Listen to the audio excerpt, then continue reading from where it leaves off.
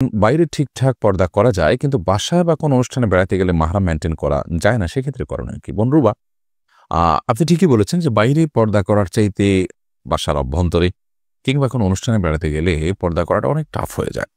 এজন্য প্রথমত বাসার অভ্যন্তরে দ্বীনি পরিবেশ তৈরি করার চেষ্টা করতে হবে। বাসায় যারা বসবাস করেন তাদের মধ্যে দ্বীনি চেতনা তৈরি করার জন্য ঘরগুলোতে তালিম চালু করা যেতে পারে, দ্বীনি মজলিস চালু করা যেতে পারে, ওলামায়ে কেরামের সংস্রব বাড়ানো যেতে পারে। এভাবে নানাভাবে তাদেরকে যখন পর্দার গুরুত্ব বোঝানো যাবে, তখন পর্দা মেইনটেইন করা অনেক সহজ হবে। সেই সাথে যতক্ষণ পর্যন্ত তারা না বুঝছে, ততক্ষণ পর্যন্ত নিজের পর্দা নিজে করার জন্য আপ্রাণ চেষ্টা করা, ঘুমটা দিয়ে থাকা এবং পুরুষ যিনি গায়রে মাহরাম আছেন তার থেকে দূরে থাকা, আড়ালে থেকে নিজের বাসার সংসারের কাজগুলো করার আপ্রাণ চেষ্টা এবং লড়াই চালিয়ে যেতে হবে, যদি না পৃথক হওয়ার সুযোগ থাকে। আর সেই সাথে কোনো অনুষ্ঠানে গেলে যদি পর্দাহীনতার মুখোমুখি হতে বাধ্য হয়, তাহলে সে ধরনের অনুষ্ঠান এড়াতে হবে এবং অ্যাভয়েড করতে হবে।